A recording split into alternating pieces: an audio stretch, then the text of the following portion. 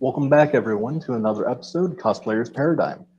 I am joined today by two very interesting individuals who not only have gone into the cosplay community by just dressing up, but also by embodying their characters from voice acting to theater and much more. So I'm glad to go ahead and have with us, let's see, we have Bandanabee and Jeremiah.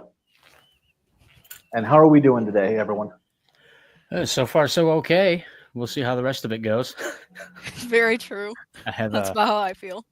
I kind of got a weird gallows sense of humor from factories all my life. So, That's but absolutely fine. I don't think any one of us have a normal sense of humor. I think all of us have either a little bit of a dark, outside the box, and inventive. So you're Oh yeah. perfectly welcome. So awesome. we're going to go ahead and start right here to my left. I'm sorry, to my right. You know, I got to remember which side is which, but I That will way. sooner or later. So, and so we're going to go ahead and start with Jeremiah. And how did you get into cosplay? And where did this love come from? Well, it started out, I think really like growing up, my sister and we like missed out on like a lot of like Halloween and stuff like that.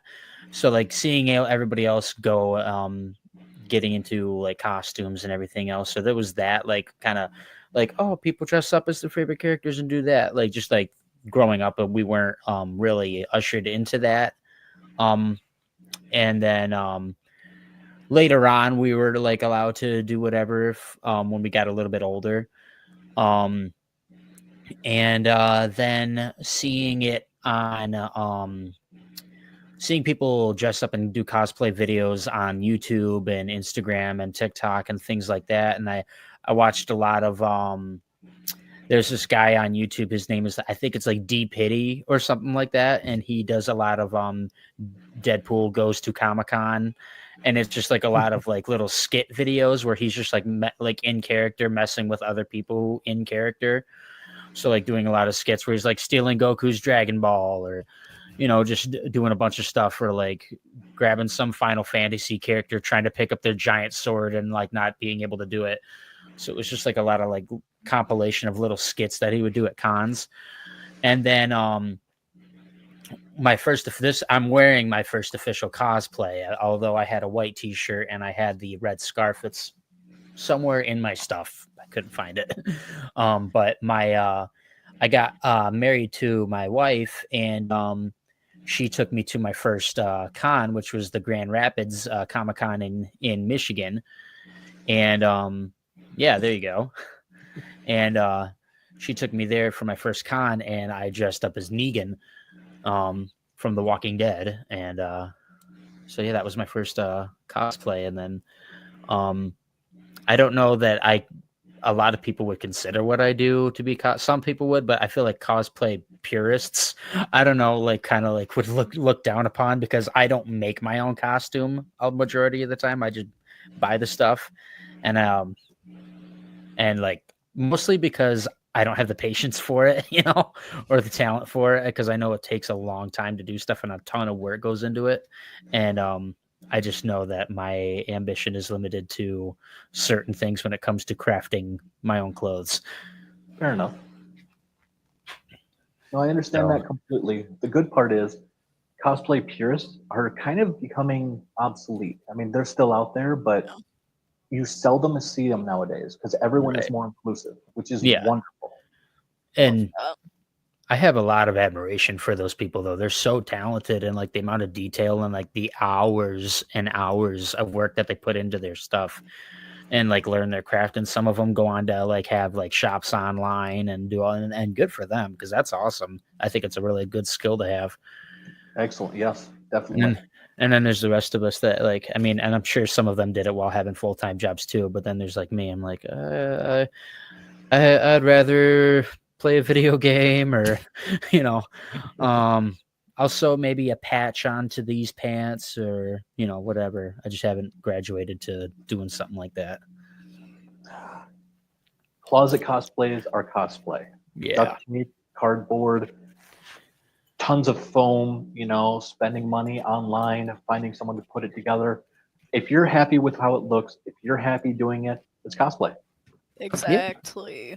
So never look down on yourself with thinking, well, I'm not up to their level, because you know what?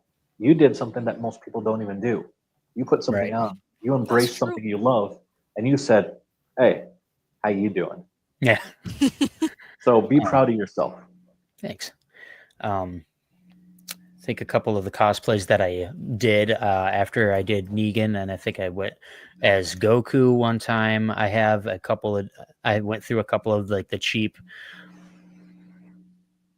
nylon Deadpool, like zip up the back costumes. I finally got a halfway decent mask. But I went as like punk rock Deadpool, where I put on the costume, but then I also have like, I have like a pair of trip pants where it's like red up one leg and or it's like punk pants. It's like red up one leg and black down the other leg, and then I have these like spiked wristbands and stuff like that. So I went I as like that. punk rock Deadpool. Very, very cool. And I went as Negan a few times. One time I tried to be Mad Max, where I brought like a prop shotgun. I wore this jacket and I had like this weird shoulder piece and like a bullet belt, and I tried to be Mad Max, but like nobody was like, "Hey, it's Mad Max." They were just like, "All right," and then they kept walking, and then my vanity got in the way, and I was like, "Babe, I'm gonna run out to the car and take this stuff off and grab the bat." She's like, "Okay." Then I grabbed the bat and I walked in. And everybody was like, "Hey, it's Negan," Oh, there he is. Yeah. No, I get that. But still, even if people don't understand it, don't see it, someone will, whether it's a picture online, just be proud and have fun. Yeah. Yeah. All right. Now let's get down to Bandanabee. Yeah. So, well, am I getting the same question? How my love yeah. of cosplay? Oh, definitely. So for me, like kind of on the opposite end, I have always enjoyed dressing up in costumes or like playing a role and stuff like that. Halloween is one of my favorite times of year. Every year I always try to go bigger and better, and I love being scary, so I always try and find the scariest things I could possibly wear. So as like little 10-year-old me, I'm wearing like a clown mask and I'm going around while all the other kids are in like princess dresses and whatever, and I'm over here just looking terrifying. But Halloween for like me is actually, I think, really where my love of like costuming and stuff like that started. And then as the years kind of progressed, I slowly got introduced to what cosplay was. I think actually through Musically, if you remember Musically, when that was around before Yeah. TikTok and everything. Before it became TikTok. Yeah. Yeah. Yes. Like I was watching old like cosplay videos on Musically back in the day, and I was like, oh my god, this is so cool. And then way back when, I used to have an old Musically account that I did like cosplays of, just like that I would come home from middle school while my mom was still working, and I'd pull out like my dad's big jacket to cosplay. This is don't mind me. I cosplaying Darkiplier from the Markiplier universe. Oh, nice. I love Markiplier. Wow. See, Okay. like just doing that and like stealing my dad's big jacket while no one was home, so no one could see me being all crazy and whatnot. But it just kind of went from there, and I did a lot of like cosplays just in my room, posted way back to Musically. They're nowhere. You can't find them anymore. They're cringy, bad, old. They're gone. They're gone forever. I don't know Dude, about that. what's cringy, bad, and old to you for somebody else is like, oh, because that's how I got inspired to do a lot of like horror themed cosplay on TikTok. There's a couple of creators, Metro Mike and Primal Darkness, who did like amazing like makeup work, and we're doing like a lot of jump scare stuff. And they occasionally repost some of their old videos from like back in 2020 and 2019, and they're like, oh man, is this cringe? I don't know. And I'm like, dude, this inspired like so many other people to do what they're doing. Yeah, I mean that's true too. Like, I saw a bunch. I can't even remember like half of the names of the people I saw way back on Musically, but like I know some of them are definitely still around, and they have old videos up where I did duet them way back in the day. So like there are very few things out there. I'm sure like if you dug deep, you really could find something, but ever since then, Musically, everything, I just got more and more in love with cosplay and then fandoms, and then I ended up finding a group in late middle school where we all found our love for anime. So my first ever real like convention and out cosplaying was of Haruhi from Oran High School Host Club, where I had my entire group as the Oran High School Host Club, and it was the coolest thing. I still think about it to this day. But like that for me, going to my first convention, it was GeekCon in Madison, Wisconsin. I don't think it's a thing anymore because for some reason or other, but when that was still around, that was the first place I went to. It wasn't big, it wasn't huge. We didn't go to panels or anything. We just walked around and had a good time. And ever since then, I'm like, I want to keep doing this. I want to just have fun, go out, see other people who like to dress up like I do, and just be different, be silly, be stupid. Who cares? We're all in this area having fun together. So essentially, go out and be yourself. yeah, absolutely. Love really it. Cool. Even cosplay, I do like a little like soft.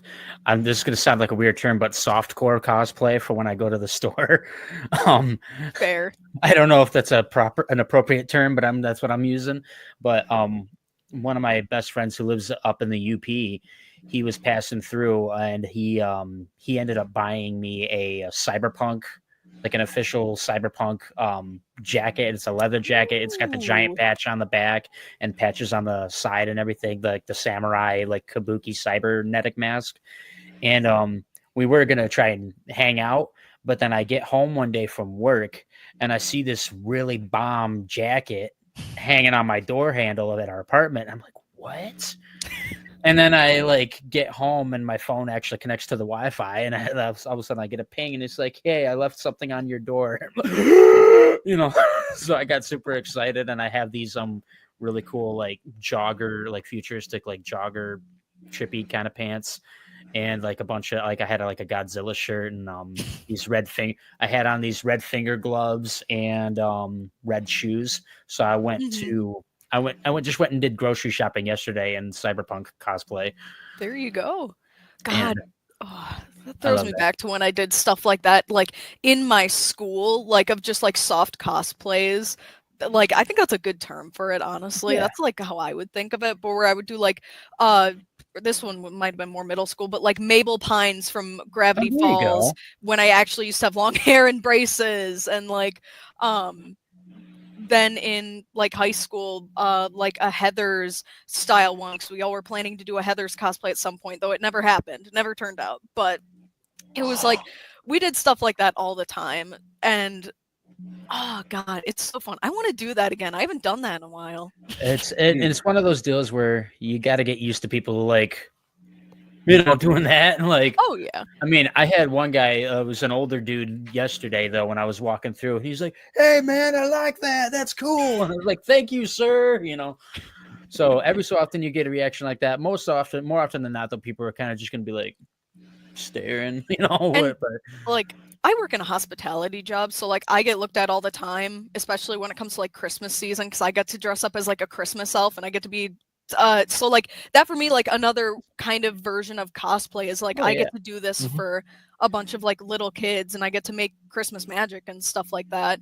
And like for me, I don't care what I look like when I go out, as long as I'm having a good time. I don't care if I'm an idiot. I don't care if I look stupid.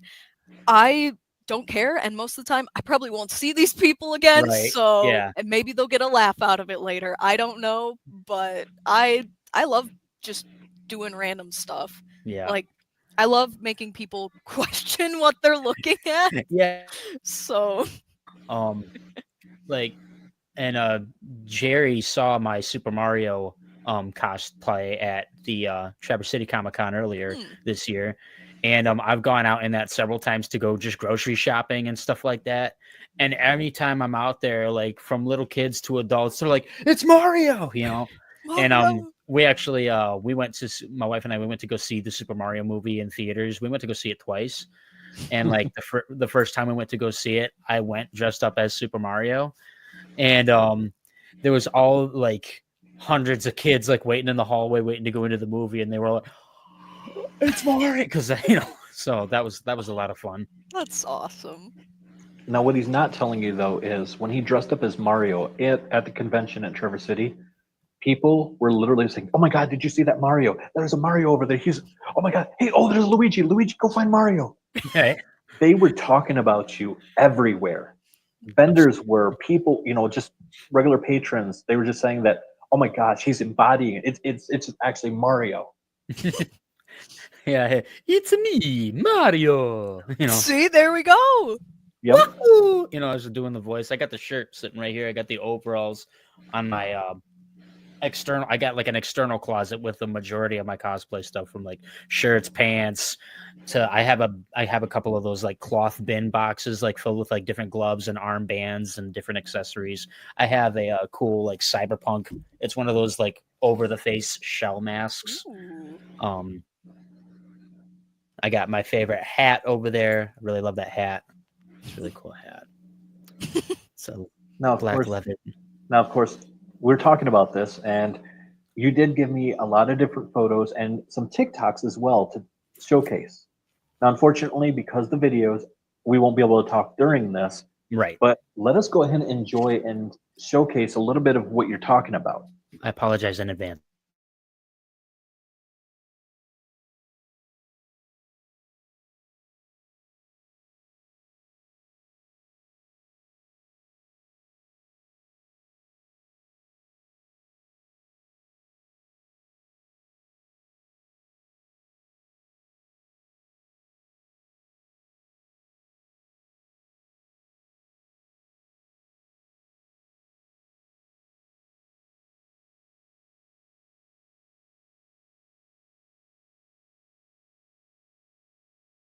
What's lurking for you behind that corner?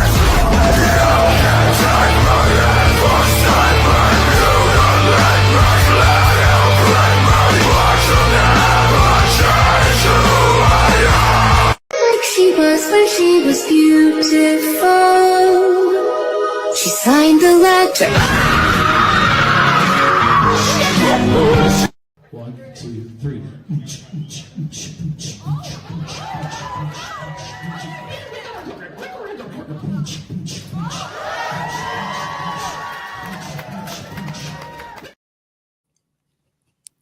That was so cool. Thank you. I could not help but add that in there for two reasons. One, you were part of the dance off that took place while the judges had so much trouble trying to find who a winner was during that contest. Yeah. But two, you were part of the 4 dancers that nearly brought the stage down. Yeah. Yeah, that last dude, he did. There was a guy off to the right, and he went to do like so. I did the worm, and the guy in the suit, he was cosplaying John Wick. I fell in love with that dude. He's awesome. So he did like this crazy like handstand stuff. Yep. And if you watch that whole video, that was pretty much the only thing I did. I just kind of like bobbed, and everybody else was like doing actual dance moves, and I'm just like, okay, here we are. Okay, I'll do my one move. And I went up and did the worm. He did the handstand. And then this other guy, he ran up and he did like a somersault. And when he did, his momentum carried him, and it made the forward section of the stage scoot forward a couple inches. Mm-hmm. And the MC was like, okay, we got to stop. Somebody's going to get It's hurt. too much. Yeah. But the worst part is that same guy kept trying to scoot it with his feet and momentum to move the stage back. And it's like, and the MC is like, no, it's going to make it fold in. Oh, no. So Oh everybody my was God. fine, but still. Yeah, it was just that sudden, Hilarious. oh my gosh, what the heck. But that was a definite fun cosplay contest because Cartman in the morning, who was the MC, was having fun with it. He's talking, he's doing everything, and literally all of a sudden, oh my gosh, there's people up there. Yep. Where did you guys come from? He kept looking up. Yeah. That's freaking me out. Yeah. Because he would all of a sudden like, I saw something move. Yep. But no, I mean, there was so many people there that they had difficulties with. They went retro with Rosie the Robot. We had Mario. We had intricate designs. We had simplistic, a little bit of everything. So my wife actually knows the person who did Rosie the Robot. from Nice. the Jetsons. She was like, "That's so and so. That's my friend." So when she got up there, my wife was like, "Yeah." Aw. So Oh, I heard. yeah, yeah. I think I ended up winning the dance off, which I feel like is a bit of a fluke because he went by audience reactions. Because I only did my one move, everybody else was doing actual dance moves and stuff like that. But I think one of the only reasons why I won is because I came with a group of people. So like members of my D&D party and my wife, one of my other friends, and then my father-in-law. So when they were like, "This guy," and it came over me, they were all like, "Ah," like being super loud for me. So It wasn't just that though. From a person who was in the in the front area listening to where it was coming from, I think it's more along the lines that the guy who was John Wick, he was embodying the character, so he was that calm demeanor of. yep. But you literally had your arm around him, like you literally were the Italian plumber going ahead and say, "Come on, man," just It's having me. fun. It's him, a John Wick. That was pretty good. Yep. Thank you. But that's the whole thing, and some people, they'll look at that, they'll see how you're acting and go, you know what, I'm liking his presence. His presence is amazing. I feel like cosplay is more than just a costume if you embody the character enough. Yep.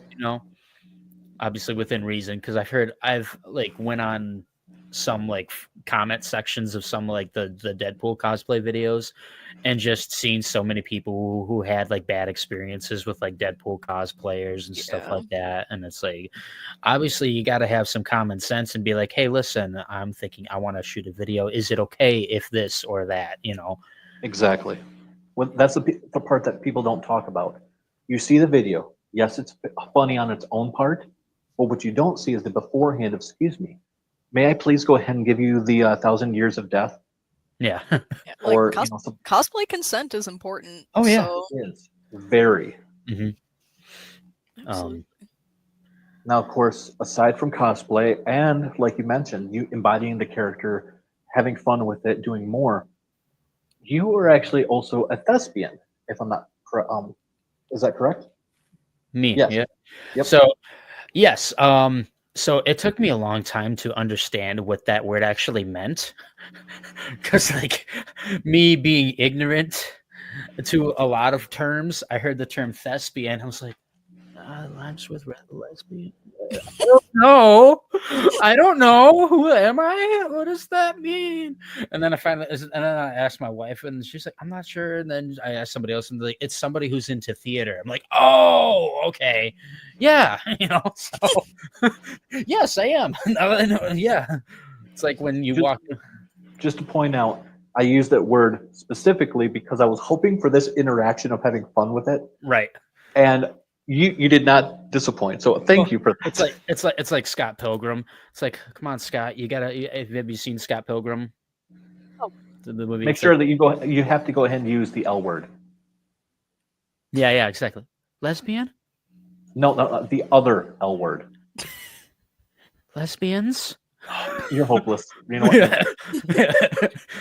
And then it's like, I'm in lesbians with you, and then she just leaves. I said lesbian. I forgot to say. Like, it's love. I enjoy that. Yeah, no, that's my guilty pleasure movie. My wife and I, we went to and traveled to Alpino. We found this store. It's like a merchandise outlet type of store, and she found this 20th anniversary box set of all of the books, plus a bonus book where it's like behind the scenes, like sketches and author's notes and stuff like that. And it came with like stickers and a Sex Bomb band poster and everything else. And I'm like, I'm going to get a frame for it and hang it on my wall. And it's like, this is like awesome. And I'm reading it and everything. But anyway, back to the actual meaning of the word. I get off on tangents, but exactly, just like D&D. Yep. So I did a couple of high school plays years ago, and one was it was an old Carol Burnett comedy called Once Upon a Mattress, or The Princess and the Pea, For anybody who isn't aware of that. And I played King Sextimus, where because it was a lot of just like he was mute until the very end of the show, so I had to do like a lot of like what is it, body language acting and stuff. And I actually actively wanted that role because I thought it would be funny. I'm like, yo, I get to just do crazy stuff on stage and like not have no lines until the very last scene, and I don't have to really memorize anything. And then the next show, or rather the year before that, we did I think we did Grease, and I look back and like I'm like, oh, this was horrible. What, and I remember doing like a lot of like school plays and stuff like that. And the next year I went to a different high school, and there was a play that a student had wrote. They had written a show, and I cannot for the life of me remember what it was called, but it was like a dark high fantasy type of deal with like magic and monsters and stuff. And I volunteered to play the villain because I was like, oh, villains are just fun to play. So, and I got into my role, and everything was just like acting sinister and like, I'll never tell, just different stuff like that. And my senior year, I wasn't, my grades were falling because like I'm terrible at like math and science and stuff like that. So my parents were like, okay, you're not gonna be doing any school plays this year, so until you get your grades up and everything. And they were doing Phantom of the Opera that year. So and everybody was like everybody I knew was like telling me like, you should be Phantom, why aren't you playing, why aren't you auditioning? It's like, I can't, folks won't let me, I can't do it, But what I ended up doing was I asked the music teacher, who was the band teacher. He was the choir director, and he was also the theater director. So he had a lot of so busy, poor guy. But he was one of my favorite teachers. He helped me to learn how to sing with confidence and like play drums with confidence and stuff like that. But I was like, can I choreograph the sword fight? Can I do that? And so like I choreographed this. Me and another guy, we choreographed the sword fight that's in the show, and then we taught it to the two actors who were playing Phantom and Raoul, and we had a lot of fun doing that, and they learned it, and it was cool. And I remember asking like, how did the sword fight go on stage after we had like had them rehearse it a couple times, because I didn't even go see it, and I just had to hear about it after the fact, and they're like, it was good, so I was like, oh, okay, cool. And then I graduate. I don't do anything having to do with the theater and everything. And I remember just like my only experience with like the theater, I would see like clips of like Broadway stuff online. And like, I remember when I was a kid, I watched Cats. Like I'm sure we all did, because it was like our mom rented it or whatever. It was like, what's this, And I just kind of thought, I was like, oh, okay, you don't, it doesn't translate as well when you're watching it versus when you actually go and see it. Mm-hmm. And then my wife was like, we're going to go see Anastasia, a Broadway version of, and so we went and saw that. And I remember thinking, like, all right, I guess we'll go and see this thing, whatever. And my only poor experiences, I was like, why do people like to go to the theater? Why do people go to these things? And then I went and I saw and understood why people go and see to these things. It made me cry. I was laughing and everything else. And I love that musical. It was the first one I ever went and saw.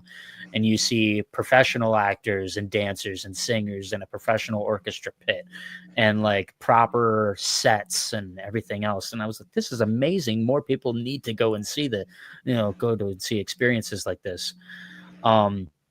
And now they go to Comic-Cons and they can see pretty much that element. Yeah. And then I got involved in a group here in Gaylord called GCP, which is Gaylord Community Productions. So like right before COVID, they were putting on production of Peter Pan. And my wife and I went to go see that. And then COVID hit, so they ended up skipping a year. And then after things started opening back up, they were putting on, what was it? They put on Shrek. And my wife, and if you haven't seen Shrek the musical is a lot different than the movie. There's a ton of it that's the exact same word for word, line for line, but there's also they focus on like Lord Farquaad and a lot more. And my wife thought my favorite part of the show was going to be Donkey because, in the movie and stuff, he's like the big comedy part. Yeah. But in the show, my favorite part was the actor who played Lord Farquaad. Poor guy. His name is Hayden. He's a really cool dude. And he spent the entire show on his knees wearing like black pants and like he had like a cape and he was wearing knee pads and they had sewn these like tiny little person legs. Mm-hmm. And he spent the entire show on his knees and he was like just like everything from because you can't move around a whole lot when you're on your knees, right? So like he spent the whole time like doing a lot of like expressions with his face and like his eyebrows and like doing different things. Like even when other people were talking and he didn't have any speaking lines, he was just like, and just doing all these mannerisms. And he was my favorite part of the show. And so a year later, they put on Footloose. They advertised that they were going to be putting on Footloose. And my wife was like, you should audition. Are you going to audition? You should audition. It's community. Anybody can do it. It's community theater. And if anybody, and this is like to anybody out there, if your area has a local community theater group and you're thinking about doing it, just go do it. Even if you don't get a part or get a big part, they can use background actors, backstage people, lighting, tech and everything else. There's always, there's always help that is needed. And you will meet a group of people that will become a second family because that's what they became to me. And so I auditioned after my wife kept saying, you're going to do it. You should do it. She goes, if you don't do it, you will regret it. Because she knows I like being performative and I'm just gonna come on. I'm a big time attention whore. There's just no other way to say it, and I admit it, and it is what it is. But she goes, if you don't do it, you're gonna regret it. So I auditioned, and I can act and I can sing, but I am a lousy dancer. Hence why my only move was the worm. And they had the dance coordinator, awesome lady. Her name is Harmony, and she was like choreographed all the dances and everything else. And there's this other guy who was also auditioning for the part of Ren, who's the lead role of the show. And he got the dance like after like watching her do it one time. I had to have her do it like 33 times, in order to get it. But I finally got it down to a spot that was like passable. And I auditioned and I showed up in Ren cosplay. So I had like these like almost skin tight, like faded with like patches jeans. And I had on like a denim jacket and like a t-shirt with the sleeves cut off. And I think I had like a black vest. I have like a black leather vest with like a bunch of buttons and pins and stuff on it. So I basically went in Ren cosplay. And what was also funny is I had actually seen the movie for the first time like a week prior. So like, yeah, it's crazy. It's a movie from the 80s. Everybody should have seen it by now. But anyway, so I went there and I auditioned for the role and I ended up getting the lead role. So, and it was an awesome experience that I will never forget. And what's really cool is like, what that show helped me to do was like kind of without going to therapy, work out some issues that I had with my father. Because growing up, and I completely understand why certain things happened the way they happened, because like my dad is in our lives and he and my mom are still together and stuff like that.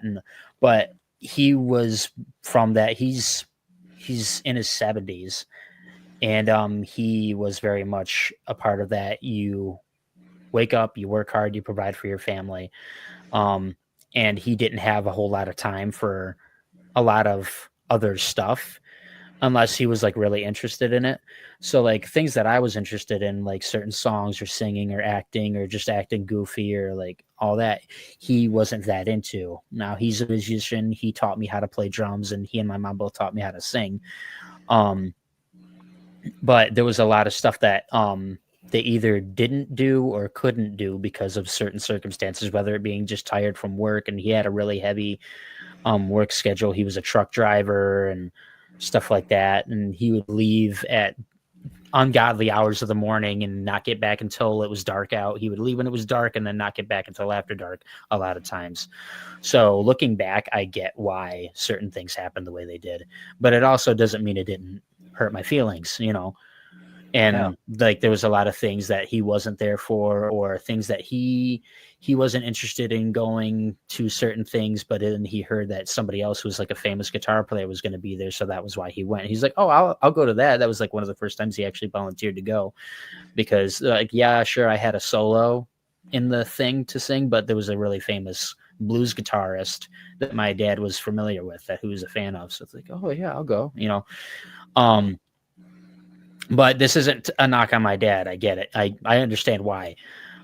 Especially being older and like working full time. Like I've been worked in several factories now, and like just different stuff. I'm 33.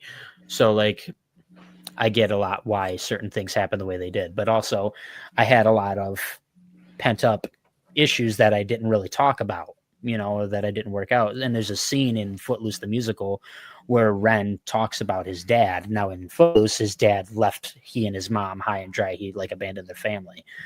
And there's a scene where he tries to convince, after the town council votes no on letting them throw a dance, he has to go, and his mom's like, you have to go and talk to the Reverend, because he had the vote fixed before everybody even got here. So you got to go talk to him, because you read a speech, but you didn't speak from the heart. And there's this scene where I have to go and I have to basically confront him about it. And he finally breaks down, because the Reverend in the show, he lost his son, and it happened during the night of the school dance. And that's why dancing is banned from the town. Yeah. And he's like, you have no idea what I've been through. You don't have a clue. I want to be alone. And I said, like, sir, you are alone. And that's like one of those, like, you know, because he's basically trying to kick me out and show me the door. Like, I would like to be alone. Good night. And I cut him off like, sir, you already are. Because like everybody, like you end up in pursuit of like having this ordinance over the town. He's pushed everybody away. Yeah. And then he opens up and like, I wonder why my dad left and everything else. And that scene had so much effect on both of us. Myself and the guy who played the Reverend, we both cried on time we did that scene because of personal things that it meant to us. And what was also a really big thing that happened for me was after the show, after my mom and dad, what was really cool was when I told my parents that I got the lead role, a little bit nervous about what the reaction would be. And my dad was the first person to say, well, we got to go get tickets, you know? So he was yes. Awesome. And he has since told, like, and this is like way before this, he has told myself and my sister, like, there were a lot of things that I did that I wish I'd handled differently. There were things that I did that I wish I did differently. And I'm sorry, I wasn't the best, you know, dad and everything else. And I'm like, well, listen, you're a lot better than a lot of other horror stories I heard. And I even talked to my father-in-law. I think last year or whatever, he said, like, and I told him this story about what happened. And he's like, listen, a lot of dads, none of us know what we're doing. A lot of us, because either nobody had a good example. There's no blueprint to being a parent. You know, you can see people and like, you know, try to emulate good qualities, but sometimes a lot of people, the only example they have is what they had growing up. Yeah. But definitely he with that. So yeah, he has since you know, he like, you know, it's like he expressed regrets and everything, and we're great now. We're good. But good. Like the fact that he was the one, like, as soon as I said I got the lead role, he was like, we got to get tickets to that and everything else. And then another thing that happened was after they had come and seen the show, I think they went like night 2, they came and saw the show, and my mom come up to me in tears. And she goes, I am so sorry that we did not encourage and foster this when you were a kid. I'm sorry that we didn't encourage this and encourage you to pursue it, because whenever I told them I wanted to pursue acting or anything like that, are you crying? I got tears in my eyes. This is like such a like touching story. I'm like, God, it's hitting my heart. I'm like, I got tears in my eyes. So It's true. I mean, honestly, this is the second episode that I've ever recorded with any guests that have brought tears to my eyes. Aw. Well, so like and I understand where they came from, because anytime I express, it's like, oh, I want to go and I want to be an actor, or I want to be a comedian, or I want to do this, or I want to do that. They had come at it from a very practical side and like a very wanting to be safe about it side, where it's like, listen, so many people, there are millions and millions of people that want to do this and they don't make it, and they end up like just bad. They end up getting into bad stuff, and that's all true.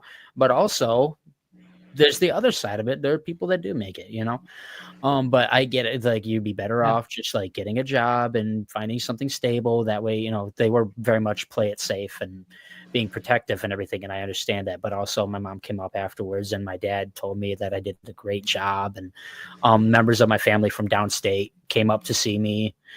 But I have all that. I have to credit my wife to getting me to do that, because if I hadn't, none of this would have happened, and I wouldn't have met all those amazing people. And last year we did a show called Matilda, where my wife got a principal role in that. She played the librarian, Mrs. Phelps, which was actually really easy for her because she was working full time as a librarian.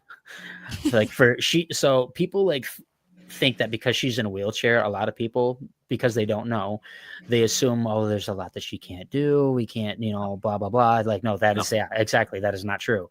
Now, I can tell you this right now.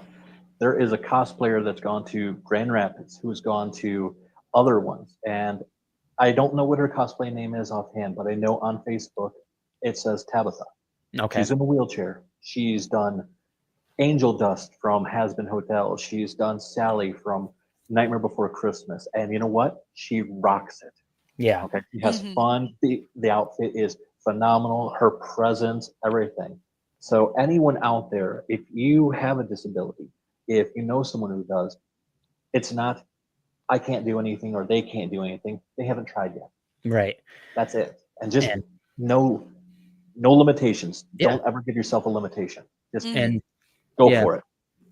And my wife, she had a full-time job at her local library and was living in an apartment by herself for 5 years before I met her.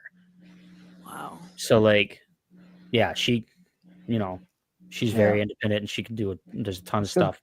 Yeah. So last year she played Mrs. Phelps in Matilda the musical. I played Mr. Wormwood and had a lot of fun with that role. And there was a Hayden who played Lord Farquaad in the Shrek musical the 2 previous years. He played Mrs. Trunchbull, the Trunchbull. And he did an awesome job. They had like a bodysuit for him to wear, and he had a ton of time in hair and makeup. So we both had the villain roles, and I told him I got a challenge for you. I texted him, and he's like, "Great, I like challenges. What do you got for me?" And I said, "I want to challenge you. See who we can get the audience to hate more." Yeah. So I went full pro wrestling bad guy with this role, and I was like doing stuff because there was like a bunch of scenes where it's like super like intensity, because like my role is Mr. Wormwood's role in the show. He's a comedic role. He's like a comedy relief role, but he's also meant to be like a bad guy villain, and I wanted to be able to do both of those. And so like trying to like, oh yeah, he's funny, he's a goofy buffoon, and like nothing goes right for him, but then also like, oh, that was wrong. I wanted to make people want to punch me, basically, and I accomplished that. So like I would like watch clips, like intense scenes from different movies to kind of get into that headspace. And I had my mom, she's a hairdresser, and she said one of her customers came up and she didn't know that that I was my mom's son playing Mr. Wormwood, and she was like, "Oh yeah, we went and saw Matilda and everything, and it was a great show." Everybody, I did not like the guy who played Mr. Wormwood. I did not like that guy. My mom told me, she's like, he made me so mad. And then I felt guilty for laughing at it because, like, no, he's a bad guy. I'm supposed to not like him, because of what he did in the scene before. And my mom told me that, That's great Oh. characterization, though. Like, not a lot of people can like do stuff like that where they can balance out like several things at one time. Mhm. So the fact that you managed to do that and accomplish what you wanted to is Yep. so big. Like, that's impressive. Yeah. Ladies What and gentlemen, the Academy Award to that who is portraying that of a villain whose comedic role goes to. Thank you. But that is amazing. So we're getting pretty close to the end of the show here. Oh shoot, I'm sorry. No, you're fine. It's hard not to want to go ahead and, especially when you have awesome things to talk about. But I do not want to go ahead and keep someone else in the dark right here because Yeah. I feel bad myself. But to start off, I wanted to go ahead and showcase some photos of cosplays that they have sent as well. Ooh. Oh, from way back in the day. Yep. Oh, we love some of these ones. I wish I could make my hair do that. I wish I could grow facial hair like that. That was my first ever cosplay. My first ever Nice. one. Oh, that's so cool. That last one was a Ren Fair outfit that I had put together. So like you were talking earlier how like you don't put together like outfits and stuff. Like for me, I love to. The only outfit I did not like make and or put together was my first cosplay. But otherwise every single one I either thrift or I craft in some way, shape, or form. That's what I like doing. It just helps my brain, my ADHD brain, do something and focus on it for a bit. So I always like doing stuff like that. So, Which is definitely excellent. Those look But I'm amazing. by the tangent way. right here. Thank you. Like this gentleman here was a thespian. Now, the first time I met you was actually at AMPI, Anime Milwaukee. Yep. But it wasn't because of cosplay. It was because of something else. And like you said, if someone says you should do it because you're going to regret it. And that's the main Yep. reason why I went. So I met you in line for a voice acting competition. Yeah. So I remember when I was like getting ready to go to this convention and stuff, I had just happened to stumble across like there's a voice acting competition. I was like, huh. I've been like enjoying more acting and like D&D and role play and stuff like that. So I was like, what the heck? I'll sign up for it, see what happens. And I remember that the day of, I almost decided not to go and do it because I was like, do I really want to like go up there? And I've never done anything like this before, but do I want to go up there and either completely bomb or just like I'm just not good? And then I almost didn't go. I was very close to not doing it. And then I was talking to my partner and they were very encouraging and like, you should go try this. You should go do this. You do a lot of fun voices and you're good in D&D. Go try it. And I was like, you know what? Okay, screw it. I'll go do it. So I remember waiting in line. I was just like, did I make the right choice? Yes. So Yes, I can attest to that. I wasn't there, and I'm saying yeah. I wish I had the video because you've seen Sword Art Online, right? Mhm. Okay. Yeah, so, that was actually one of my first anime that I actually got into. so you remember later on in the series where Asuna is under the tree with this black swordsman, and she's giving out this special 7-hit combo. No one else can defeat her or anything, and so she does. It ends up being a duel. Mhm. That is actually the scene that she went ahead and did, and she sounded wow. just like the actual duelist. I mean, honestly, I'm literally going. I don't want to pull my phone out to go ahead and sound rude, but I wanted to go ahead and get the scene so I can at the same time. 'cause Right. Seriously. It's like, are they Honestly- playing the audio track to give people a practice run, or Yes. like the original show, or what? Now, Okay. now she'd mentioned that And she sound like liked it- this, folks.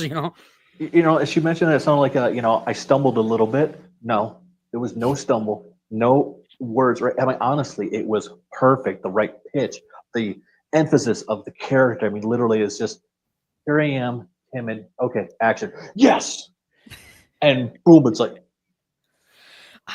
I remember it was Do you remember the tricky. lines? Oh god, I could not tell you. Because I've never seen Sword Art Online before. I've never watched it. I've never seen anything of it. So when I went into this and I was told the scene I was doing, I was like, I don't know how these characters sound. I don't know the context of this whole scene. I don't know any of this. So when I remember I was walking up there, because we basically watched the scene first, and it was like subbed. It was in Japanese. Mhm. So just with we got a sheet of paper that had like our script on it, and then it just had like the captions on it, I think, on the screen. Mhm. But I remember the whole time I was trying to I was processing a million things at once, because I was like, okay, I'm up in front of all these people now, and now I have to try and understand not only this whole entire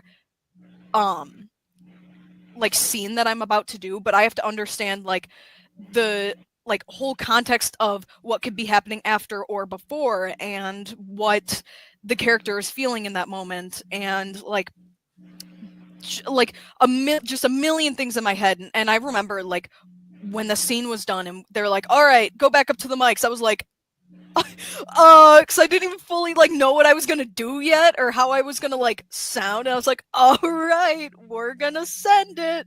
So then I did, and whatever, because for me, sometimes I read a little too fast, or I'll get ahead of myself. So I remember at one point I had read the line wrong, but I kept rolling with it, and I made it work somehow. I know the number one rule, at least that I tell myself in acting, is never break character. Right. Find another way around it. Improv, it's that yes and. So that's Keep what I going. always do. Yeah. Another thing is, especially from acting on stage, what they'll tell you, and what the directors will tell a lot of people, is because a lot of actors one of the mistakes they'll make, they'll get a line wrong, and they'll be like, and then oh crap, Yep. and do not do that. Just the audience doesn't know. Exactly. But if you stop and say, oh crap, then they know. Yeah. So and just keep going. Yeah, and for me, I only ever did one theater production, and that was my final year in high school. Because I played volleyball for 6 years, so I had never done theater prior. I was a jock. That's all I did. The only reason I got to do theater in the first place was because I have rheumatoid arthritis. I'm 22. I've had it since I was 15. So it keeps getting worse, and it got to a point where I couldn't play as well as I used to, and my high school team, we had a new coach, and she didn't like her, but she was like, no, you're not playing on this team. And I didn't want to play anyway, but I was more so upset at the fact that she acted the way she did. But then I was I don't think you're cut out for this. literally, that's how it felt. But then I was like, you know what? I'm going to do something else with my time. And this was when COVID was still around. This was early 2021. Yep. So, or late 2020, early 2021. So when I did theater, I didn't get to do the whole theater experience. I had to wear a mask the whole time. We had to distance ourselves and all of this stuff. And I didn't know how to do theater before. So now I'm trying to learn it in a whole new setting.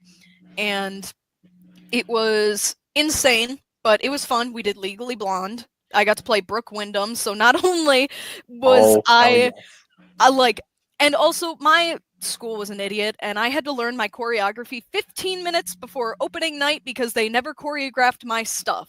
So I was like, great, love this. And I had to stand on a bunch of boxes and walk on a bunch of platforms and stuff. I was like, great. And of course I had to dance with jump roping while I can't while my knee is just so puffy that I can barely walk on it, and then I have to run off stage for a quick change and get back out here. Oh, and God, I hate the oh my costume God. changes where you're Oh on my this side of the stage and you got to run back to the hallway while changing, doing a full costume change to be there for the next scene that's in 5 minutes, and you got to hurry up and unbutton this and put this one on. Mine was like I was wearing like a one-piece thing, and I had to run. I like ran off like the second the music ended. I ran off set, and I ran into the electrical like closet because that was the closest area that we had. So like I also can't see where I'm running, and I'm like pushing past all these people as I have to take off like a one-piece thing and like put on all this other stuff and make sure my mic is fine, and then go right back out and Yep. dance and sing. And I'm like, oh my god. Yeah, that's what it But- was like doing Footloose. Because Oh, Act 1, I was wearing 5 different pairs of pants Hmm. at the same time. So it's like, okay, take this one off. Okay, all right, here we go. go. And then like last year, like Footloose, I had like 7 costume changes. Last year, I had like 2, 3. This year, 0 costume changes. It was nice and easy. There you go. There- Yep. That's why my hair is red, was for that show that we did this year. Yeah, but no, like theater for me was I got to learn at like a later time, but I remember when I first got out on stage too, I was like, I'm not scared at all. And this is so fun. And like I didn't have like I don't remember my parents ever showing up to see my play. Even my ex at the time, she showed up and she didn't like do anything. She didn't care. So it was like really disheartening to like get into something new that I've really wanted to do and then no one is supportive of it. And then even with like the voice acting thing, I remember I came home from the convention and I like told my parents, I was like, guys, like I got second place in a voice acting competition. And they were just like, oh, like that's what you did. And I said, like, you're not excited or anything? And they're like, no. And I was like, you know what? I'm having fun with it. You can think whatever you want, whatever. I did something new and I'm proud of it and whatever. Yeah. So Definitely. And there's a song by a rapper named Andy Mineo, and it's a song that's like, it's kind of a depressing song, but it's also so true. And the song is called Nobody's Coming. And there's a lyric in it, and it says, I might just have to be what I never had for me. oh my god, that like explains my life so perfectly in one short bit. And he's like, Mhm. he starts like, he's like, has a lyric like, I've been praying for peace, but I also just bought a piece, you know? And it's like all these different things. And he's like, I have been dreaming for the day when my father's going to come home and we'll paint the town and everything. But then it all hit me last night. Nobody's coming. And he said, there's that line. It's if nothing changes before I'm gone, I've got no one else I can blame it on. I've been waiting for way too long. What if we're the ones that we've been waiting on? And it's one of those deals where, and it's like, yes, tragedies happen. And it's bad, and like there are people that affect our lives in very negative ways from time to time, but also we have to do what you did. And sometimes just there's only so much time I can spend dwelling on this, like, oh, why did it happen to me? Sometimes we gotta find whatever it is and just say, I'm gonna do it anyway. You know, and be what we never had for ourselves. And like cosplay for me, like growing up on like early internet and stuff like that too, like musically and whatnot, cosplay for me was like a second home. So like finding cosplay really opened the door for me for like finding all these other fandoms that I like, that opened up for acting, that opened up for all of these things that I have found I enjoy so much more now, and I understand so much more of it now. And I just think in my head, like, if I didn't find this, where would I be now? Like, what kind of person would I be now? Because like those were things that I would look forward to, is like, I'm going to come home every day and do a closet cosplay, or I'm going to come home and I'm going to play D&D tonight and I'm going to do a funny voice, or like, heck, I'm going to go to a cosplay convention that I haven't gone to in a while and I'm going to do some new stuff. I'm going to go alone and I'm just going to do my own thing. But Awesome. There you go. And that's all we can ask for, right? Exactly. But we are coming to the very end of the episode. And I have to say, through everything we discussed, talked, it has been an absolute pleasure to have you both on here. And number 2 episode for Tears. Just putting that out there. Yeah. All right. But I feel like I took up way too much of the time. I apologize. Things happen. Things happen. But once again, thank you everyone for joining in. And thank you for our guests today. But remember, until next time, if you can dream, believe, create. Have a great day. Yep, you too.